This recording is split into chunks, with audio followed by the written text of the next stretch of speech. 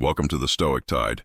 Imagine waking up tomorrow morning with unshakable calm, a mind free from the chaos of overthinking and a strength that no insult, failure, or fear could touch. That's not just a dream. It's the gift of Stoicism. Stoicism isn't about suppressing emotions or living without joy. It's about mastering your inner world so that the storms outside can't sink your ship.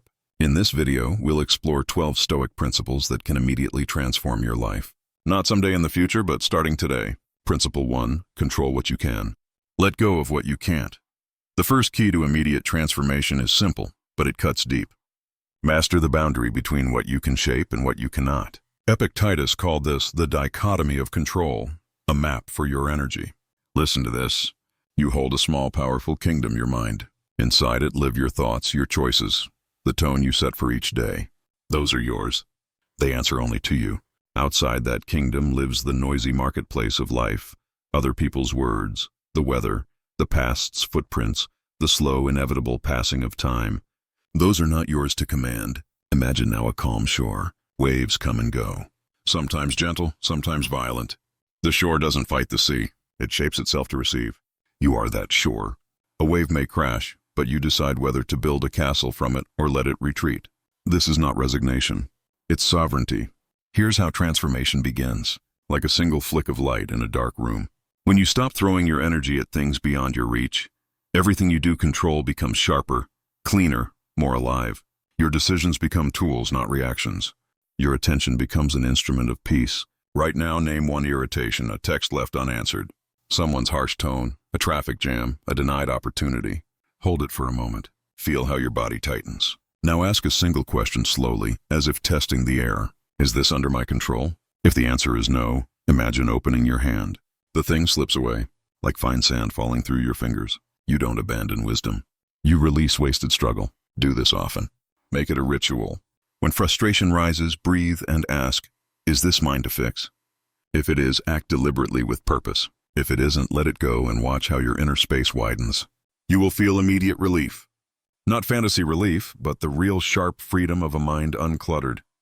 Practical anchor. The next time irritation appears, pause for 3 deep breaths. On the third exhale, say quietly, even to yourself, this is not mine. Then move to what is your next action, your next word, your next choice. Practice this, and the small acts of freedom will accumulate into a life that no longer surrenders its peace to passing storms. Keep this map close. Return to it. With each release, your power grows. Because power in the Stoic way means choosing where to place your energy. Principle 2, live according to nature. Listen, living according to nature is not a green manifesto. It's an invitation to become lucid inside your own life. Think of nature as the deepest logic of things. The way a river runs, a tree grows, or the sun rises without asking permission. For human beings, that logic is reason married to virtue. The quiet agreements we keep with truth, courage, fairness, and restraint. Picture a skilled sailor. He does not curse the sea when storms arrive. He studies the wind, reads the swell, trims his sails, and steers with intent. To live according to nature is to be that sailor for your inner voyage. It means recognizing what your mind was built for, to understand, to choose, to act rightly, and letting those capacities govern your days. When you obey this inner law, your actions stop being small rebellions and become powerful concordances with the world. There is freedom hidden inside acceptance. Not passive surrender, but fierce, clear-sighted engagement. When you stop fighting how things are and start shaping what you can within that reality, you move from resistance into rhythm. Your energy is no longer wasted on wishing the world different. It is invested in what truly matters. The choices you make, the character you cultivate, the work your hands perform. Try this now. When a difficulty arrives, don't ask why me. Feel the urge. Then gently redirect it. Ask instead, what does this situation call for from my reason? How does virtue show up here? Let your answer be practical, courage to speak, patience to listen, fairness in judgment, restraint and appetite. Each answer is a small act of alignment, practical ritual. 3 deep breaths to center. On the inhale, feel your rational mind wake. On the exhale, let your knee-jerk reaction soften. Then name one virtuous action you can take, however small, and do it. Speak kindly. Keep a promise. Hold your tongue when anger asks to speak. These micro-decisions are the bricks of a life lived according to nature. Return to this practice like returning to a friend. Over time, your instincts will shift. Less chaos, more coherence. The world will still be wild, but your response will be composed, intelligent, and true. That is where transformation lives. Not in changing the river, but in learning how to sail it with a steady hand. Principle 3. Focus on virtue, not pleasure or wealth. There is a quiet revolution here, a reordering of value. The Stoics teach that virtue is the only true good. Everything else, money, praise, comfort, trophies, are like tools laid on a table. Useful, sometimes beautiful, but not the soul's destination. Imagine a house. A golden roof will gleam, but if the foundation is cracked, the house will fall. Virtue is the foundation. Justice, courage, temperance, wisdom. These are the unseen supports that keep your inner architecture whole. Picture Marcus Aurelius, empire around him, voices clamoring for attention, and hear him whisper to himself again and again. That character matters more than crowns. This was not aesthetic scolding.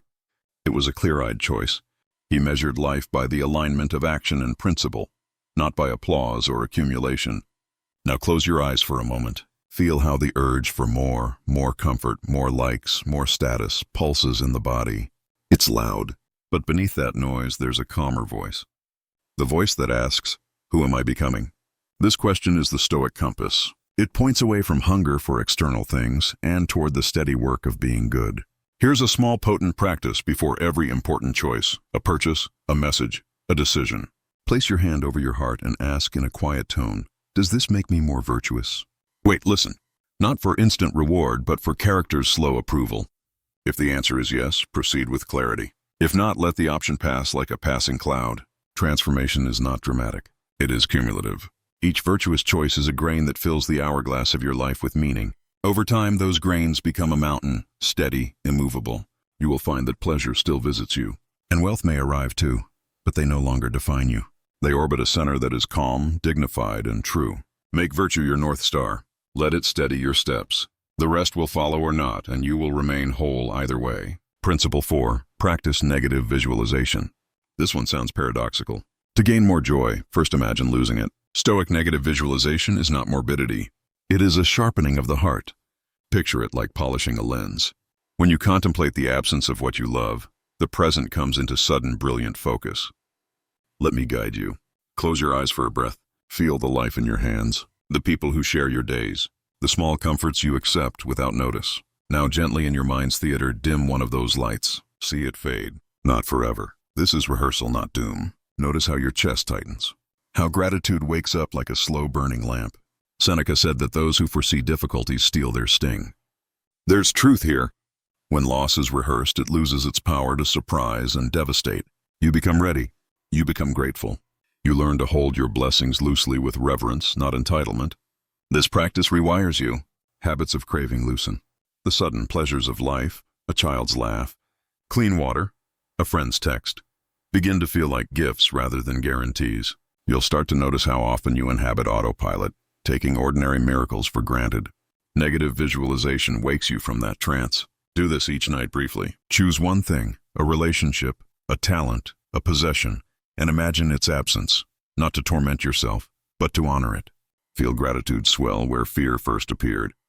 Let that gratitude guide your actions tomorrow. Call the person, say the thing you've been postponing, or simply allow yourself to be fully present. Keep it gentle. 10 breaths, 1 image, then release. Don't linger in sorrow. The point is replenishment, not rumination.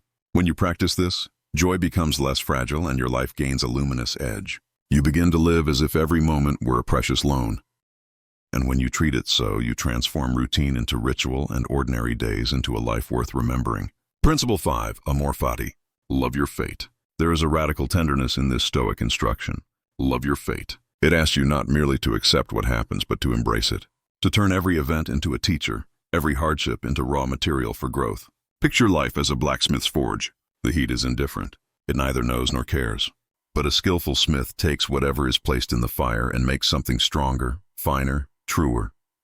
That is amor fati. To welcome the fire and to welcome what the fire reveals in you. When trouble comes, the first impulse is to recoil. Why me? This isn't fair. Those are small voices, frightened and personal. Amorati invites a larger hearing. It says all that happens is a piece of the whole. I will accept it and transform it.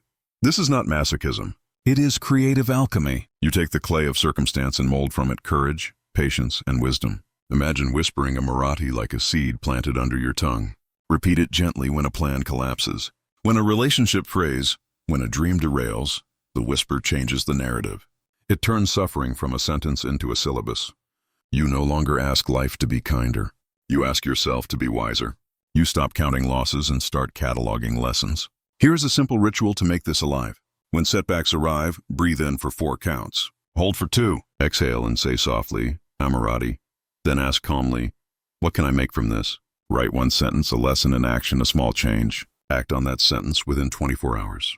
Over time, you will find setbacks lose their power to paralyze. They become prompts to shape a stronger self. Make a Marathi your quietly fierce companion. Let it turn resistance into resource, complaint into craft. Love what comes. Not because life is always gentle, but because you are learning to be unbreakable. Principle 6. Memento mori. Remember, you will die. There is a truth so simple yet so powerful that it can transform the way you walk through every day. You will die. Not in some distant tomorrow, not in a vague future, but eventually, inevitably. The Stoics did not dwell on this fact to terrify themselves. No, they meditated on mortality to awaken fully to the gift of this life, to sharpen every choice, every thought, every breath. Imagine your life as a candle. Each day a little of the wax melts away. Each hour a flicker passes. Most of us live as if the candle will never burn out. We waste time on petty grudges, fleeting distractions, meaningless debates. But when you remember the candle is finite, suddenly every flame matters. Every word, every glance, every action carries weight. Memento mori. Remember that you will die is not an invitation to despair. It is a doorway to clarity. The trivial worries, the petty irritations, the endless comparisons with others all fade. What rises to the surface is what truly matters. Courage, integrity, love, presence, the things that build your soul, that define your character, that leave a ripple in the world. Here's a practice to make it real, immediate. Each morning, before you allow the world to sweep you along, pause, breathe, whisper to yourself, I will not live forever. How do I want to spend today? Let that thought sink into every decision. Let it shape your priorities, sharpen your focus, and illuminate the path of meaningful action. Feel the weight of your own time.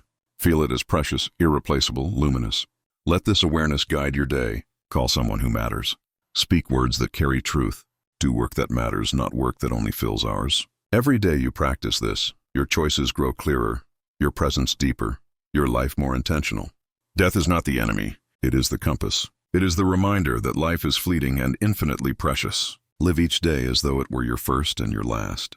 Let memento mori move you not to fear, but to live awake, alive, fully, and without hesitation. Carry this truth with you and watch how trivialities fall away. Watch how the ordinary becomes sacred. Watch how each day transforms into a life fully lived. Principle 7. Cultivate self-discipline. Imagine a life unshackled from every fleeting impulse. A mind untroubled by constant craving. A body not at war with itself. This is the promise of self-discipline, a central pillar of Stoic life. Discipline is not punishment. It is freedom. Freedom from being tossed around by every whim, every distraction, every passing desire. It is the mastery of your inner kingdom where your thoughts, action, and habits answer to your reason, not your impulses. Seneca said, "No person is free who is not master of himself." Hear that slowly. Freedom is not wealth. Freedom is not comfort. Freedom is the ability to direct yourself at will in alignment with your highest values. True transformation begins when you stop yielding to every craving, when the mind, the body, and the spirit are trained to act with purpose. Visualize a person who is ruled by impulses, distracted by every notification, pulled by every desire, restless and exhausted. Now visualize the opposite. A person who chooses deliberately when to eat, when to speak, when to act, when to rest. That person moves through life with clarity, strength, and grace. That person is free. That person is awake. That person is stoic.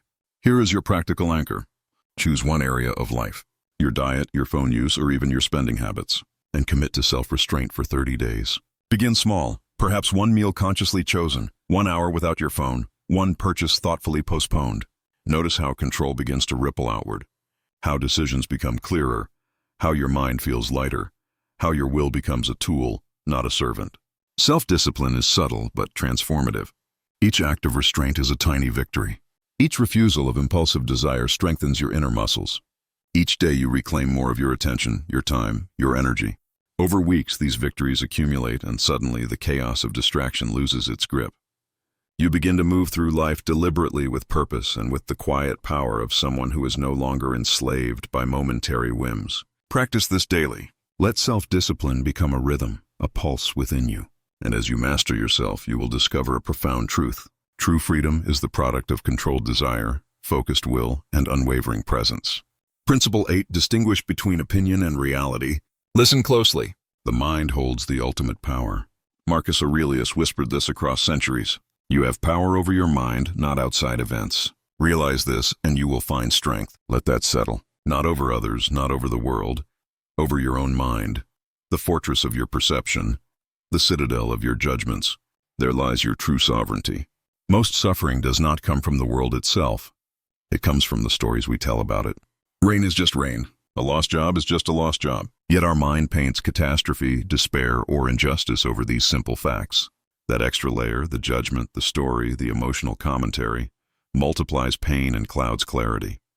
Imagine now a window covered in grime. Through the glass, the world seems distorted, chaotic, threatening. But when you wipe the glass clean, separate the facts from your interpretation, suddenly the view is calm, clear, and true. This is what the Stoics invite you to do. Distinguish reality from your opinion of it. Here is a practice to begin. The next time you feel upset, pause. Take a deep breath. Ask yourself, what are the bare facts? What is the story my mind is adding? Name the facts first. Observe them quietly. Then notice your interpretation. The judgment, the this is terrible or I can't handle this. Recognize it as separate from reality. Feel the immediate shift, a subtle lightening, a widening of space inside your mind. Over time, this practice becomes a lens, a disciplined way of seeing the world. Chaos loses its dominion. Pain softens. Choices become clearer. You act with reason, not reaction. You respond with intention, not impulse. Your mind is the theater where suffering is written, but also where freedom is staged. Separate opinion from reality. Clean the lens and watch how the ordinary world becomes manageable, how your heart regains calm, and how you reclaim the strength that always lay within. Principle 9. Practice voluntary discomfort. Imagine stepping lightly into a world where comfort does not dictate your strength. The Stoics discovered a hidden power. By choosing discomfort, you dissolve fear. They did not seek suffering for its own sake. They sought mastery. They trained themselves to endure what most avoid. Plain food, rough clothing, the hard floor beneath their bodies. Each small act of self-imposed restraint was a declaration. I am not ruled by comfort. I am stronger than my cravings. Seneca gave this practice a poetic precision. Set aside a certain number of days during which you shall be content with the scantiest and cheapest fare and say to yourself, is this the condition that I feared? Feel that phrase. The mind rehearses fear in advance, builds mountains of anxiety over ordinary discomforts. By experiencing them deliberately, the mountain vanishes. You become lighter, freer, more unshakable. Picture it now, a cold shower in the morning. Your body shrinks against the chill your breath catches, and yet your mind remains alert, steady. A single meal of simple, unadorned food. No cravings, no complaints, only awareness. A day without luxuries, without indulgence, without distraction. At first it may feel austere, even uncomfortable. But as the day unfolds, notice the liberation. Your mind no longer trembles at minor losses. Your spirit grows quietly, imperceptibly stronger. Here is a practical invitation. Pick one form of voluntary discomfort today. Cold shower. Skip a meal. Silence your phone. Walk barefoot. Let the body feel the edges of simplicity. Watch your mind respond. You'll notice fear losing its grip, desire softening, and a new clarity emerging. You will realize how little you truly need, how much strength was always waiting beneath comfort's shadow. Voluntary discomfort is not punishment. It is practice. It is rehearsal for life. It is a quiet, steady forging of resilience. Choose it, embrace it, and watch yourself grow unshakable, capable of meeting the world, not as a victim of circumstance, but as a master of your inner world. Principle 10. Practice universal brotherhood. Imagine a world where every person you meet is not a stranger, but a reflection of yourself, a fellow traveler in the vast expanse of existence. Stoicism calls this universal brotherhood. Marcus Aurelius, in his quiet reflection, wrote, "We are made for cooperation like feet, like hands, like eyelids. Every part of the body works together. Every individual belongs to the larger whole. And just like the hand does not resent the fingers, nor the eyelid fight the eye, we too are meant to move in harmony with one another. Transformation begins the moment you move from selfishness to service. Not service for recognition, not kindness for reward, Not justice for applause, but action in alignment with your nature. Compassion becomes a reflex, fairness a habit, justice a rhythm in your being. The world shifts subtly when you operate from this deep alignment. You are no longer isolated in struggle. Your life merges with the pulse of humanity itself. Picture the people around you. The stranger in the street, the coworker, the family member, the friend who tests your patience. Now, silently remind yourself, this person is my fellow human. We share the same human nature. Feel it. Let it soften irritation, dissolve judgment, awaken empathy. Notice how your interactions begin to flow more smoothly, how small conflicts shrink, how your heart opens. Here is a practical ritual. Before speaking or acting, pause for a breath. In that moment, silently repeat the recognition of shared humanity. Let it guide your words, tone, and posture. Over time, this practice rewires perception. Enemies become fellow learners. Challenges become opportunities for compassion, and the ordinary rhythm of life becomes a space for connection. Universal brotherhood is not an abstract idea. It is a living principle. It transforms loneliness into empathy, anger into understanding, separation into unity. Practice it quietly, persistently, and you will discover a subtle power. The world may remain unpredictable, but your heart becomes a sanctuary of cooperation, kindness, and shared human dignity. Principle 11. Emotions are signals, not masters.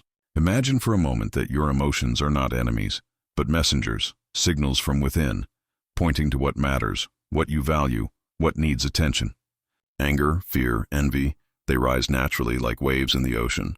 The Stoics never denied them, but they refused to let those waves sweep them away. They learned to observe, to pause, to choose. Epictetus gave us this timeless wisdom. It's not what happens to you, but how you react to it that matters. Notice that the external event is neutral, indifferent. It is your response, your inner interpretation that shapes suffering, peace, or clarity. Picture this. Anger begins to flare. Your body tightens. Your thoughts race. Your words itch to escape. Now pause. Count slowly to 10. Breathe. Observe the sensation without judgment. In this brief space, something extraordinary happens. The emotional wave transforms from a master into a guide. What once would have propelled you into reaction now becomes a deliberate choice. You can act with reason, not with reflex. You can respond with wisdom, not instinct. Here's a practical habit. Whenever a strong emotion arises, whether irritation, fear, or jealousy, create a small gap. 3 slow breaths, a pause, a gentle inward question. What is this emotion telling me? How can I respond wisely? Over time, you will notice the difference. Emotions no longer enslave you. They illuminate. They instruct. They refine your actions. Your mind becomes a calm theater. Emotions are actors, but you are the director. Watch, listen, and then decide. Transform the storm into clarity. The next time anger rises, let it speak, but do not obey it blindly. In this mastery, you find freedom.